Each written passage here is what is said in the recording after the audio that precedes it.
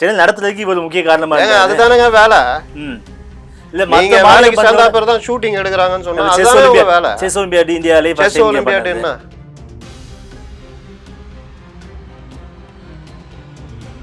இப்ப ஸ்டாலின் கொண்டு வந்த திட்டங்களும் கலைஞர் கொண்டு வந்த திட்டங்களும் தமிழ்நாடு வளர்ச்சிக்கு உதவலையா? திமுக நீங்க இல்ல நீங்க கேட்கறதுக்கு பதில் சொல்லுங்க. நீங்க திமுக அகைன்ஸ்டா போறதுனால கேள்வி கேட்க வேண்டியது. திமுக அகைன்ஸ்ட் போல அப்படின்னா நான் ஏன் மோடி பத்தி பேசுறேன்?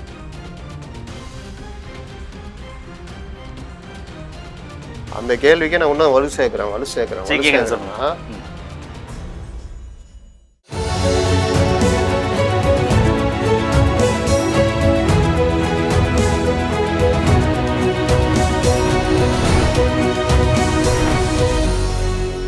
வணக்கம் சார். வணக்கம். அமைச்சர் உதயநிதி ஸ்டாலின் எப்போ துணை முதலமைச்சர் ஆவார்னு சமீப காலமாக ரொம்ப நாளாக கேட்டே இருந்தானுங்க. இப்போ நேற்று துணை முதலமைச்சர் பதவி ஏற்றுட்டாரு. துணை முதலமைச்சர் பதவி ஏற்றுக்கு வந்து அது வாரிசு அரசியல் போகிறப்ப திருமாவளவன் வந்து இது வாரிசு அரசியல் இல்லை, கருத்தியல் வாரிசு அப்படின்னு அவருக்கு கருத்து சொல்லியிருக்காரு. அமைச்சர் உதயநிதி ஸ்டாலின் துணை முதலமைச்சராக பதவி ஏற்றதை உங்களோட கண்ணோட்டம் எப்படி? அதாவது இன்னைக்கு ராமச்சந்திர குஹான்னு சொல்லிட்டு டெலிகிராஃபில் ஒரு கட்டுரை எழுதியிருக்காரு, ஆங்கில இதை ஒரு அதில் வந்து அவர் குறிப்பிடுறது வந்து இந்தியாவில் சுதந்திரத்துக்கு பிறகு நேரு ஃபேமிலி தொடர்ச்சியாக அந்த வாரிசுகளை கொண்டு வரதுக்கான இதை பண்ணும் பொழுது அது அந்தளவு காங்கிரஸ்குள்ளே ஒரு பெரிய பிரச்சனையை உண்டு பண்ணிச்சு. காங்கிரஸுடைய சுயத்தன்மை எப்படிலாம் இழக்கப்பட்டது அப்படின்னு. காந்தி கூட 4 மகன்கள் இருந்தாங்க. அதில் ஒரு பையனை நேரு எவ்வளோ கேட்டுக்கிட்டாரு, கடைசி வரைக்கும் வர முடியாதுட்டார் அவர் அப்படின்லாம் சொல்கிறாரு. இந்த வாரிசு இதுகள் இல்லாமல் அப்புறம் ஒரு அதுலேயே சொல்கிறது வந்து பஞ்சாபில் அகாலிதளம், சிரோன்மணி அகாதளம் இதெல்லாம் வந்து எப்படி இதாச்சு, காஷ்மீர் இந்த மாதிரி ஒவ்வொரு ஸ்டேட்லேயுமே இந்த ஆதிக்க அரசியல்ன்றது இது எல்லாத்துக்கும் மறுப்பாக உருவானது தான் திராவிட முன்னேற்ற கழகம். அண்ணாவால் உருவாக்கப்பட்டது ஒரு சமூக நீதி இயக்கம்.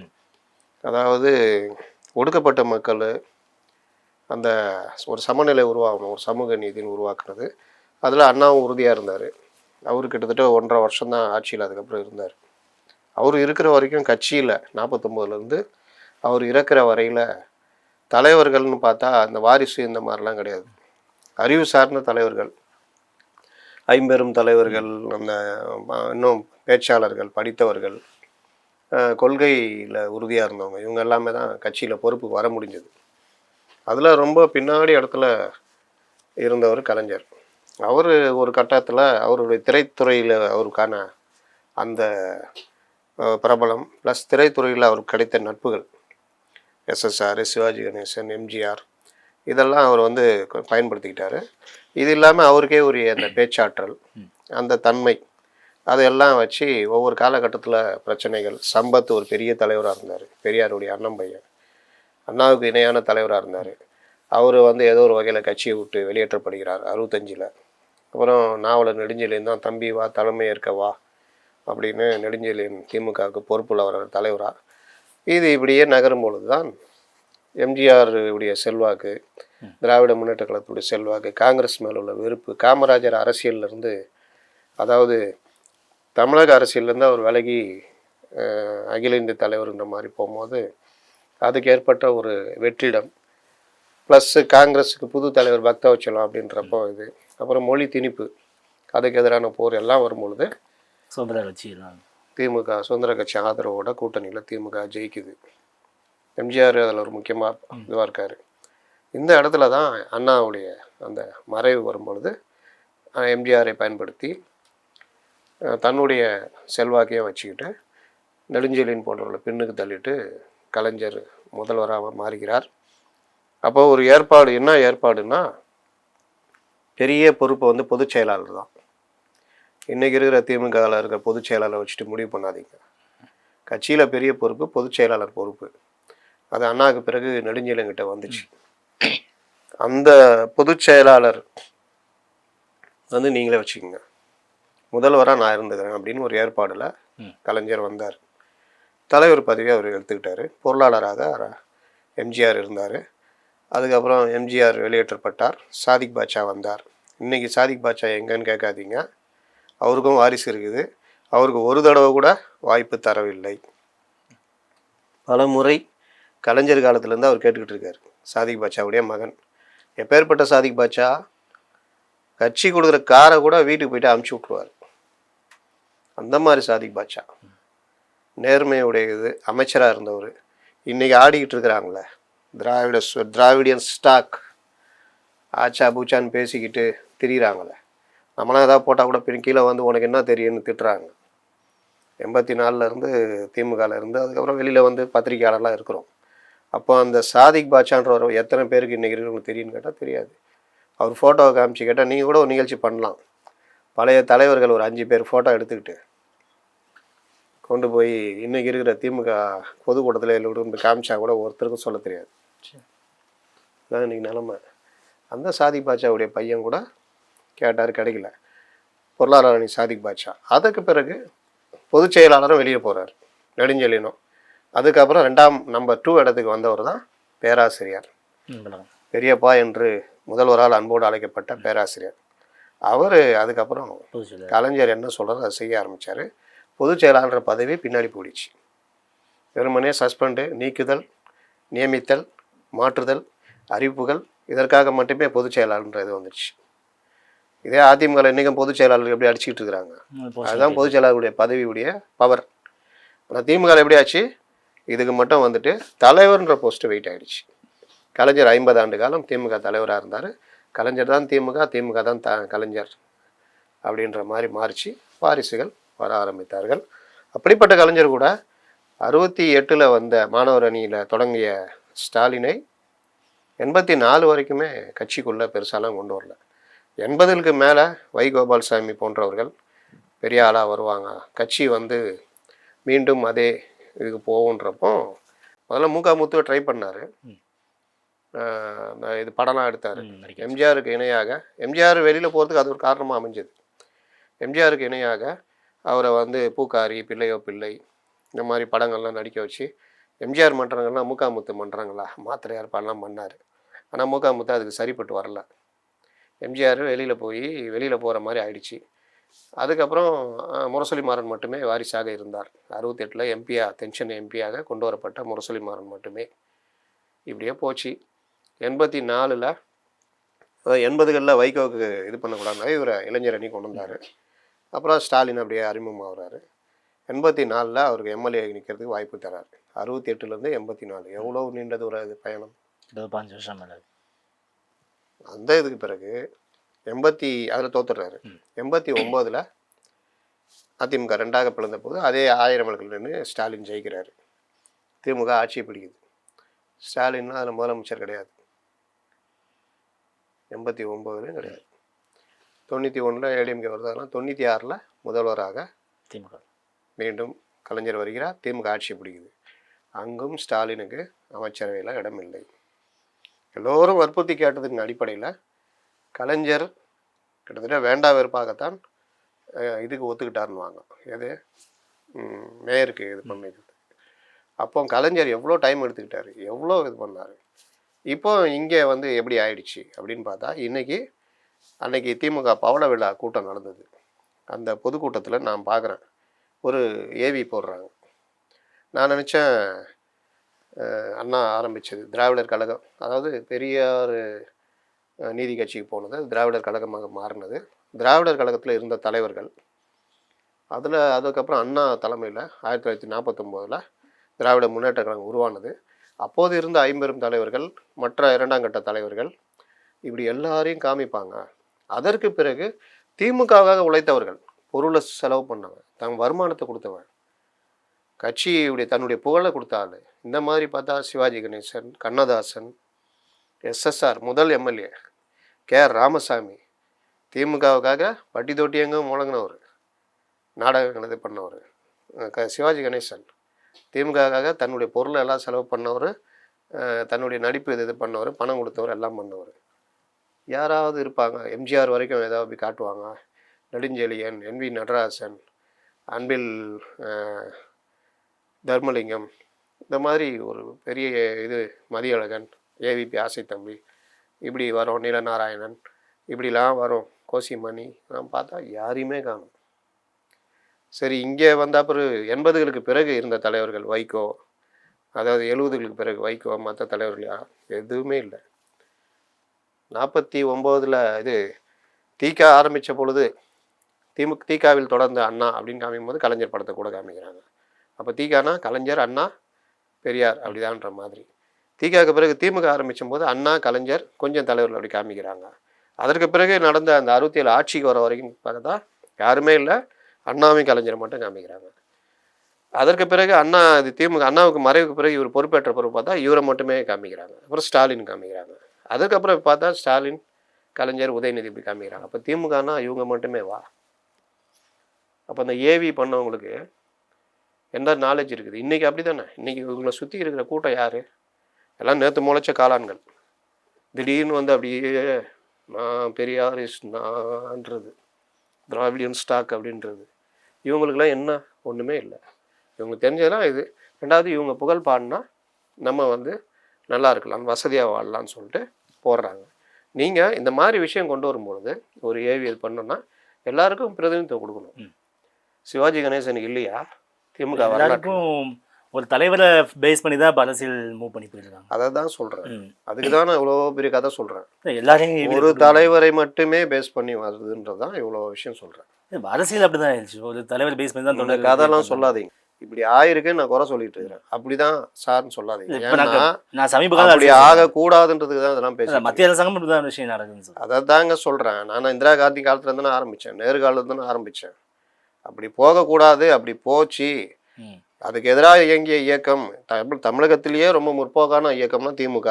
அறிவு சார்ந்தவர்கள் தானாக இணைந்த இயக்கம் திமுக. அந்த இயக்கமும் அது மாதிரி போயிருக்குன்னு தான் ராமச்சந்திர குஹா எழுதியிருக்காரு அப்படின்றேன். நீங்கள் மறுபடியும் அதே பழைய சட்டியை தூக்கிட்டு வந்து இல்லை சார் அதான் சார்னு சொன்னா அப்படி சொல்ல வரல. சமீப காலம் இல்லை, இப்போ ஸ்டாலினுக்கு வந்து கலைஞர் கொண்டு வந்து ஒரு பீரியட் ஆஃப் டைம் கொடுத்தாரு. இந்த டைமில் தான் இப்போ இளைஞர் செயலாளர், அதுக்கப்புறம் மேயர், அதுக்கப்புறம் எம்எல்ஏ, அதுக்கப்புறம் துணை முதலமைச்சர், அது முதலமைச்சர் வந்தது. பட் இப்போ இருக்க அரசியல் சூழலில் எல்லா தலைவரும் முன்னாடி வந்துட்டாங்க. இப்போ உதயநிதி ஸ்டாலினை மீன் பண்ணி எதுக்கு சொல்லுவாருன்னா, இப்போ அண்ணாமலை வருது, விஜய் சரி. அண்ணாமலை யாருடைய வாரிசு சொல்ல வரல. இப்போ அரசியல் சூழலுக்கு ஒரு இளைஞரை கொண்டு வரணும், உடனடியாக இளைஞர்னா இவர் மட்டும்தான் இருக்காரு அதிமுகவில். இளைஞர்கள் வரணும்னா எல்லா கட்சியிலும் இளைஞர்கள் இருக்காங்க. அதுக்கு நல்ல உதாரணம் நீங்களே அண்ணாமலை சொன்னீங்க. இவ்வளோ நாளாக அப்படியே உருவொட்டி இருந்தாங்க. எச் ராஜா, தமிழிசை, இலகணேசன், பொன்னார் அப்படின்னு. ஒரு இளைஞர் வந்தார், அடித்து நவுத்துனார். 18%, தனியாக பாஜக 12%. சீமான் ஒரு இளைஞர் திடீர்னு வரார், திரைத்துறையிலேருந்து வரார், ஒரு அரசியலை முன்னெடுக்கிறார், வரார். சுயம்புகள் இவங்களாம். அப்போது இங்கே இல்லையா? இதுக்கு தான் நான் வந்து திமுகவுடைய வரலாறு சொன்னேன். புரியுதா? அப்போ அந்த வரலாறில் பலரும் வரணும். இன்றைக்கி அந்த ராமச்சந்திர குஹா என்ன எழுதியிருக்காருன்னா, ஒரு கட்சி ஒரு தலைவனை மட்டுமே புகழ் பாடுற கட்சியாக அந்த தலைவன் விரும்பினால் பத்திரிகைகளையும் மற்ற ஊடகங்களையும் சுதந்திரமாக செயல்பட அவர் எப்படி அனுமதிப்பார்? நான் வந்து கட்சி தலைவர், நான் என்னை பற்றியே பெருமை பேசணும் அப்படின்னா நான் ஊடகங்களுடைய இது வந்து என்னை பற்றி கொஞ்சம் மாற்றி எழுதுறேன், எனக்கு கோவம் வருமா வராதா? அப்போ நான் என்ன பண்ணுவேன்? அதை பற்றி எழுதுகிற ஆளாக பார்த்து ஊடகத்தில் நான் பொறுப்பில் உட்கார வைப்பேன். கரெக்டாக? ரெண்டாவது, இந்த மாதிரி மாற்றி யாராவது பேசினா அவங்கள என்ன அளவுக்கு அந்த நிறுவனத்தை விட்டு தூக்குறதோ இல்லை வேறு ஏதாவது பண்ணுற வேலையோ நான் செய்வேன். இதை ஒரு 2 வரியில் அவர் சொல்கிறார். அவர் ஏதோ தமிழகத்துக்கு மட்டும் சொல்லலை. அப்புறம் கட்சி தலைவர்களை இந்த மாவீரர்களாக சித்தரிக்கிற போக்கு மோடியை உதாரணம் காமிக்கிறார். அவரால் தான் எல்லாம் முடியும், அவர் வந்தால் பிறகு தான். நேரு எவ்வளோ சாதனை பண்ணியிருக்காரு, ஆனால் இவர் வந்தால் பிறகு தான் இப்படி. அவர் வந்தால் பிறகு அணிசேரா நாடுகளுடைய தலைவராகவே இந்தியா இருந்திருக்குது. இந்தியா ஒரே டைமில் சோவியத் யூனியனும் இது பண்ணியிருக்குது, அமெரிக்காவையும் பார்த்துருக்குது. பல சாதனைகளை நேருவும் சரி இந்திராவும் பண்ணியிருக்காங்க. ஒரு நாட்டுக்கு சுதந்திரமாக வாங்கி கொடுத்துருக்கோம், பங்களாதேஷ்ன்ற ஒரு நாட்டுக்கு. அன்றைக்கி இந்தியா கிடைச்ச நெருக்கடி அவ்வளோ நெருக்கடி. ஆனால் திடீர்னு வந்துட்டு ஒருத்தரை மட்டும் மாவீரராக அவர் தான் எல்லாத்துக்கும் சர்வநோக நிவாரணின்ற மாதிரி. அதே மாதிரி ஒவ்வொருத்தருடைய சாதனையுடைய படிக்கட்டுகளில் இன்றைக்கி ஏறி மேடையில் நிற்கும் பொழுது இந்த படிக்கட்டுலாம் இல்லை, நான் வந்த அப்புறம் தான் இதெல்லாம் நடந்ததுன்னு. ராஜீவ்காந்தின்ற ஒரு பிரதமர் வரலன்னா அந்த அறிவியல் துறையில் இந்தியாவுக்கான அந்த வாய்ப்புகளை முடுக்கி விட்டுருக்க முடியாது. அன்றைக்கி அது முடுக்கி விட்டதுடைய விளைவு வந்து இன்றைக்கி நம்ம இதில் ஏரோநாட்டிக்ஸில் நம்ம விண்வெளித்துறையில் நம்பர் 1ல் இருக்கிறோம். நீ சுனிதா வில்லியம்ஸை அனுப்பிச்சி வச்ச அமெரிக்கா 2 வருஷமாக திருப்பி கூட்டு வர முடியாமல் தடுமாறிக்கிட்டு இருக்கிறான். நம்ம எங்கேயோ தாண்டி போயிட்டு மற்ற நாடுகளுடைய சேட்டலைட்லாம் அனுப்பிச்சி ஒரே டைமில் 100கணக்கான சேட்டலைட்டை அனுப்பிடுற சாதனை வரைக்கும் போய்கிட்டு இருக்கிறோம். இதெல்லாம் ஒருத்தர் இன்றைக்கி வந்து ஒரு ஆள் நடந்ததா? இல்லை, யாரோ ஒருத்தர் ஊக்குவிச்சார், ஒரு ராஜீவ் காந்தியோ, அதுக்கு முன்னாடி இந்திரா காந்தி ஊக்குவிச்சாங்க. ராஜீவ் காந்தி அதில் ரொம்ப அதிகமாக கவனம் செலுத்தினார். அதுக்கு பிறகு வந்த வாஜ்பாய் அவரும் வந்து அதில் இது பண்ணார். ஒவ்வொருத்தரும் இது பண்ணி இன்றைக்கி மோடி பிரதமராக இருக்கும்பொழுது நம்ம உச்சத்தில் இருக்கிறோம். அப்போ மோடி தான் அது காரணம்னு பேசினா இதைத்தான் அவர் குறிப்பிடுறார். இது அகில இந்திய லெவலிலும் சரி, மாநிலத்திலும் இந்த வேலை நடக்குது.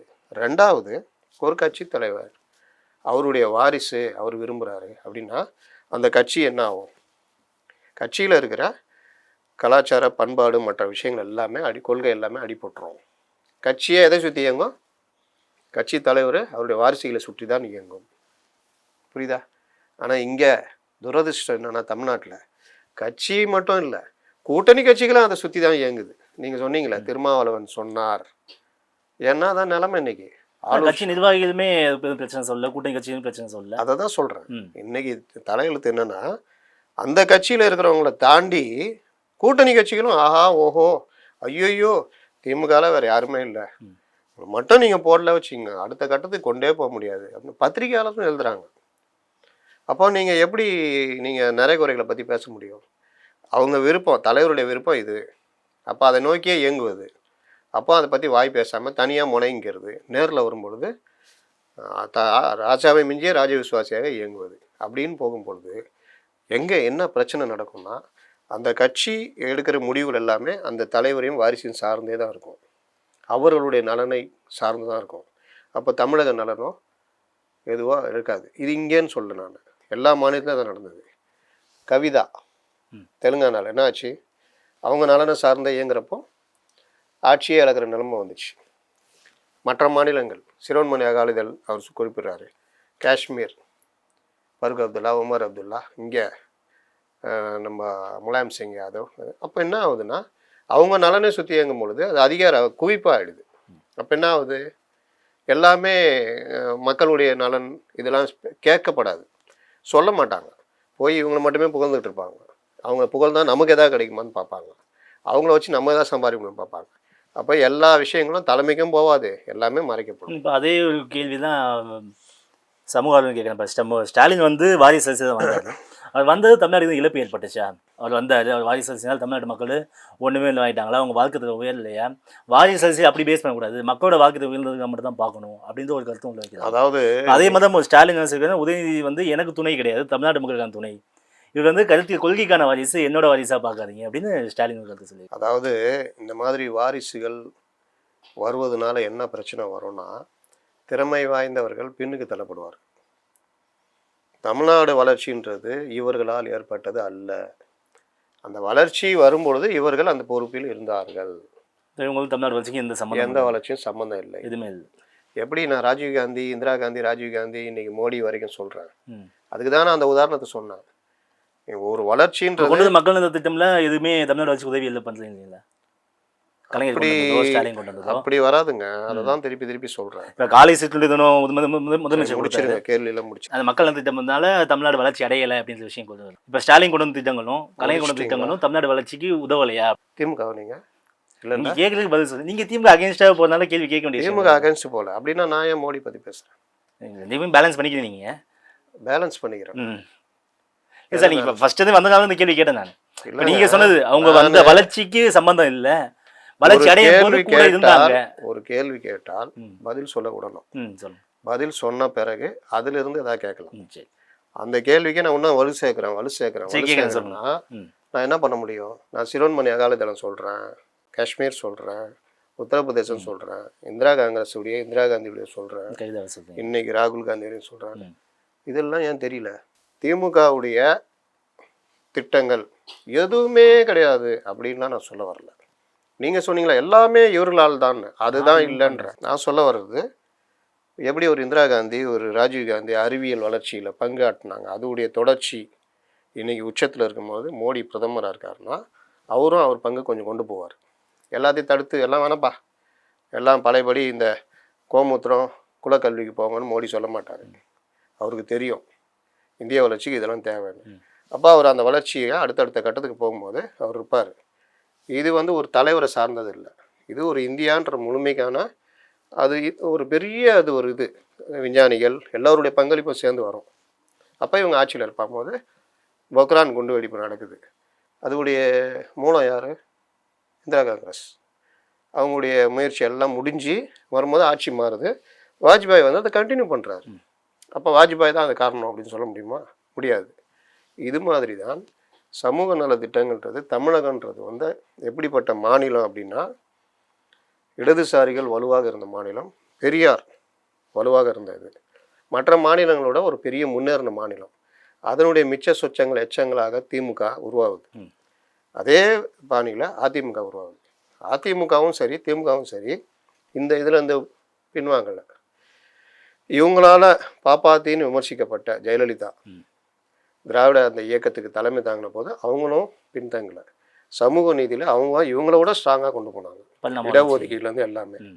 அதனால ஒவ்வொரு காலகட்டத்திலையும் அது நகரும்.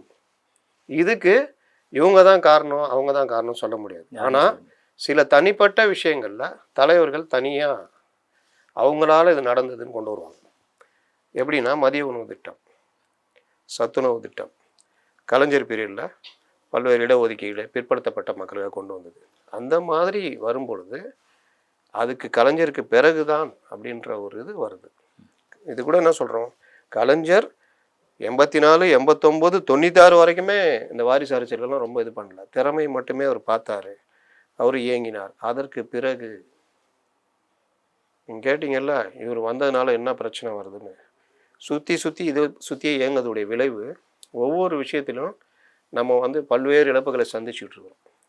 தொழில்துறையாக இருக்கட்டும், கனிம வள கொள்ளைகள், மற்ற பல்வேறு விஷயங்களில் நம்ம வந்து பின்தங்கிட்டு இருக்கிறோம். இதை மறைப்பதற்கு தான் இப்போ நீங்கள் சொல்கிறபடி நான் இல்லையா அவர் வந்த அப்புறம் இல்லையா இவர் தான் ஒரு மாற்றத்தை கொண்டு வந்துருக்காரு, இளைஞர்கள் வர வேண்டும், அதுக்கு தான் இவர் வராரு. அதுக்கு தான் அந்த கேள்வி கேட்குறேன். இளைஞர்னா இவர் மட்டும்தான் இளைஞரா? இளைஞர்கள் எவ்வளோ பேர் இருக்கிறாங்க? எல்லாரும் வரணுன்றது தான் தீர்மானம்னா இவர் மட்டும்தான் படிப்பார். 35 தீர்மானத்தையும் இவரே படிப்பார். அது இல்லை, ஒரு 2 தீர்மானம் இவர் படிக்கணும், மீதியே இளைஞரணியில் மற்ற நிர்வாகிகள் படிக்கணும். இவர் வளரும் போதே மற்ற தலைவர்களும் வளரணும். ஒரு இயக்கம் எப்போ ஸ்ட்ராங்காக இருக்கும்? கலைஞர் இருந்தார், மாவட்டம் ஃபுல்லாக ஒவ்வொரு குறுநில மன்னர்கள் மாதிரி மாவட்ட செயலாளர் தலைவர்கள் இருந்தாங்க. எல்லாருடைய கருத்தும் பேசுவாங்க. பொதுக்குழு கூட்டம்லாம் நடந்தால் காரசாரமாக இருக்கும். இன்றைக்கி பொதுக்குழு கூட்டம் எப்படி நடக்குது? ஸ்டாலின் எந்திக்கிறாரு, பேசுகிறாரு, முடிச்சு விட்டு கிளம்புங்கன்றாரு. எல்லாம் வர்றவங்களாம் அப்படியே பயந்துக்கிட்டு புக்கை கொடுத்து காலில் விழுந்து தானே இருக்குது. ஒரு காலத்தில் இதெல்லாம் கிடையாது. சாதாரணமாக பங்கு துண்டு போத்துவாங்க, அதோட போயிடும். இன்றைக்கி அப்படி இல்லையே. அந்த கூட்டங்களில் பாருங்கள், அமைச்சராக பதவி ஏற்கிற வராரு, இலாகா மாறினவரை காலத்தொட்டு கும்பிட்டு போகிறார் ராஜகண்ணப்ப. இன்னொருத்தர் விழாமா வேணாமான்னு யோசிச்சுட்டு இருக்காரு. ஒரு 4-5 பேர் விழுந்துட்டு போகிறாங்க. இந்த நிலைமை இல்லை, முன்பு இல்லை. இது இப்படியே போகுது. வாரிசுகள் எங்கெங்கெல்லாம் தலையெடுக்கிறார்களோ, எங்கெங்கெல்லாம் இதாகிறாங்களோ அங்கே திறமையானவர்கள் பின்தள்ளப்படுவார்கள். இதை வந்து இவர் இன்னொரு உதாரணம் சொல்ல, நீங்கள் கேட்ட கேள்வி ஆனால் உதாரணம் அவரே எழுதியிருக்காரு. எப்படின்னா, சுனில் கவாஸ்கருடைய பையன் ரோஹன் கவாஸ்கர் வந்தார். அவரால் ரொம்ப பண்ண முடியல, எதுவும் ஆட முடியல சரியா. அங்கே திறமை தான் பார்க்கப்பட்டது. கரெக்டாக பின்னுக்கு தள்ளப்பட்டார். சச்சின் பையன் வந்தார், திறமை தான் வந்தது, பின்னுக்கு தள்ளப்பட்டார். அமிதாப் பச்சன் பையன் வந்தார், திறமை தான் அங்கே இருந்தது, அமிதாப் பச்சன் அளவுக்கு புகழ் பெற முடியல, ஓரளவுக்கு தான் இருக்கார். சிவாஜி கணேசனுடைய பையன் பிரபு வந்தார், சிவாஜின்றது மாதிரி அவருடைய இடத்துக்கு கொண்டு வரல. அங்கே ரஜினி கமல் அந்த இடத்துக்கு வந்தாங்க. இது மாதிரி திறமைகள் இருக்கிற இடத்துல நீங்கள் இது பண்ண முடியும். ஆனால் வாரிசு கட்சி வாரிசுன்னு நீங்கள் எப்படி பார்க்குறீங்கன்னா, கட்சினா அவங்க பவரில் இருப்பாங்க. வாரிசுன்னு கொண்டு வரும்போது அவர் என்ன செயல்படுறாரு என்ன பண்ணுறாருன்னு தெரியாது. வாரிசுன்னு வாரிசு அவ்வளோதான், எல்லாரும் அவர் தலைமை ஏற்றுட்டு போயிடுவாங்க.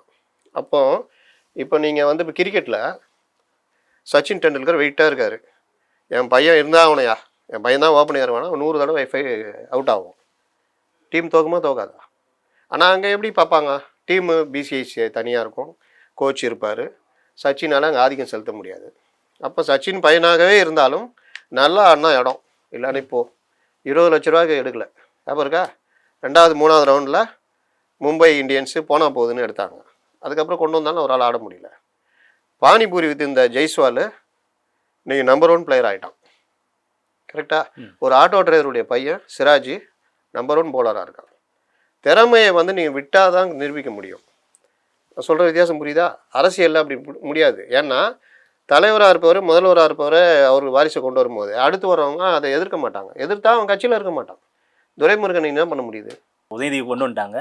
உதயநிதி நிர்வாகத்தை தப்பு இல்லைன்னா மக்கள் வச்சு திரும்ப திமுக இறக்க போகிறாங்க, மற்ற மாற்று கட்சி ஏதோ கட்சி உள்ள வரப்போகுது. அவங்க சொல்ல இன்னொரு கருத்து என்னன்னா, உதயநிதி விளையாட்டுத்துறை அமைச்சரான பிறகு இன்டர்நேஷனல் கேம்ஸ்லாம் அவ்வளோ கேம்ஸ் சென்னையில் நடந்துக்குது. கேலோ இந்தியா, F4K ரேஸ், என்னென்ன சொல்லுவேன் கேலோ இண்டியான்றது என்னது? இந்திய அளவிலான போட்டிகள்.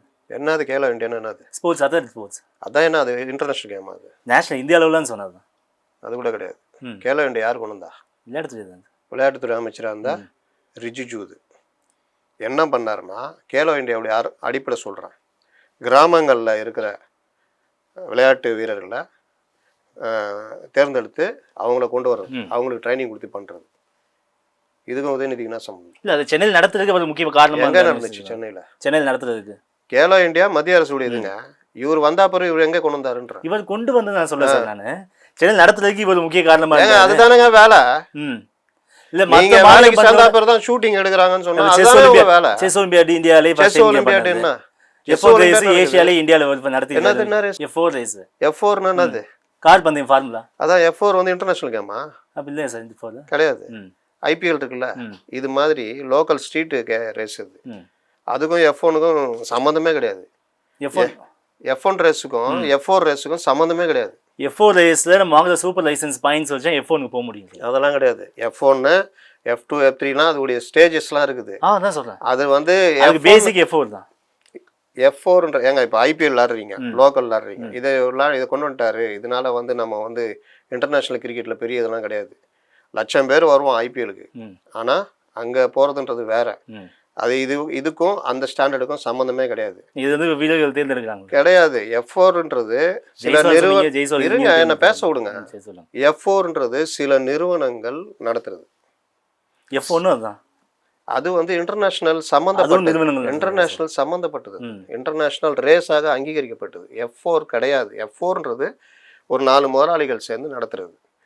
இதெல்லாம் சரி, நான் இப்படி கேட்குறேன், இவர் வந்த பிறகு விளையாட்டுத்துறையில் இப்போ கேலோ இண்டியா மாதிரி ஒரு ரிஜிஜு கொண்டு வந்தார்ல, அந்த மாதிரி தமிழ்நாட்டில் ஏகப்பட்ட யங்ஸ்டர்ஸு இல்லாட்டி கிரவுண்ட்ஸு உருவாக்கணும், புதுசாக உருவாக்கணும், ஏகப்பட்ட விளையாட்டு திடல் உருவாக்கணும் அப்படின்னு எங்கேயாவது சென்னையிலேயே இருக்கிற கிரவுண்டும் இன்னைக்கு இல்லை. ஒன்று மெட்ரோக்கு இருக்குது, இல்லை கார்பரேஷன் குப்பை தொட்டியில் கொண்டு போய் போட்டு வச்சுருக்காங்க. முடிஞ்சால் நீங்கள் போய் எடுத்துக்க. இன்றைக்கி இளைஞர்கள் விளையாடுறதுக்கு இல்லவே இல்லை. இதுதான் இன்றைக்கி நிலைமை. இவர் வந்துட்டு அதை பண்ணிட்டா இது பண்ண. இன்னொன்று, ஜெயிக்கிறாங்களா அவங்க திறமையினால ஏதோ ஒரு வகையில் ஜெயிச்சவர்களை கூப்பிட்டு இன்று நாம் செஸ்ஸில் விளையாண்ட பிரக்யானந்தாவை கௌரவித்தோம், இன்று அந்த இதுக்கு போன அவங்களுக்கு கௌரவித்தோம். அது கிடையாது. அந்த மாதிரி 100 பேரை உருவாக்குறது தான் விளையாட்டுத்துறையுடைய வேலை, விளையாட்டு மேம்பாட்டு ஆணையத்துடைய வேலை. சமீபத்தில் ஒரு இது பார்த்தேன், கபடி போட்டியில் இன்டர்நேஷ்னல் அந்த மேட்டு அந்த இதுவே இல்லாமல் அந்த இதில் பார்க்கில் போயிட்டு கட்டாந்தரையில் அந்த பெண் குழந்தைகள் பயிற்சி பெற்றுட்டு இருக்கிறாங்க. இந்த மாதிரி எத்தனை இது கொண்டு வர்றீங்க? எந்த மாவட்டத்தில் எவ்வளோ கொண்டு வர்றீங்க? இன்னொன்று சொல்லிட்டா, இருக்கிற கிரவுண்டையும் தனியாருக்கு விட்டுட்டு தனியார் எடுத்து அந்த கிரவுண்டை ரெடி பண்ணி வச்சுக்கிட்டு ஒரு மேட்ச்சுக்கு 1500 ரப்பர் பால் மேட்ச்சு ஷட்டில் காருக்கு நடத்திட்டு இருக்கிறாங்களா இல்லையா? யார் அந்த அதிகாரத்தை அவங்களுக்கு கொடுத்தது? ஒரு கிரவுண்டு, கார்பரேஷன் கிரவுண்டு ரெடி பண்ணி அந்த ஏரியா இளைஞர்கள் இல்லை பக்கத்து ஏரியா இளைஞர்கள் விளையாடுறதுக்கான வேலையை செஞ்சு கொடுக்கணும். நீங்கள் என்ன பண்ணுறீங்க? தனியார் கையில் கொடுத்து அவன் அது ஒரு ஃபுல்லாக இது போட்டு ஃபென்சிங் போட்டு அவன் சம்பாரிச்சிக்கிட்டு இருக்கிறான். ஊரான் விட்டு நெய்யா பொண்டாட்டி கையன்ற கதையாக இருக்குது. அப்புறம் என்னத்துக்கு வளர்த்தாங்கன்னு பேசுகிறீங்க? எடுத்து பேசினா 1000 பேசலாம். நான் அதெல்லாம் இது இல்லை, நம்ம பேச வந்த சப்ஜெக்ட் இதுதான். பாதகம் செய்பவரை கண்டால் நாம் பயங்கொள்ளலாகாது பாப்பா, மோதி மிதித்து விடு பாப்பா, அவர் முகத்தில் உமிழ்ந்து விடு பாப்பா. அண்மை செய்திகளை உடனுக்குடன் தெரிந்து கொள்ள இணைந்திருங்கள் இயம்நாடு தொலைக்காட்சியுடன்.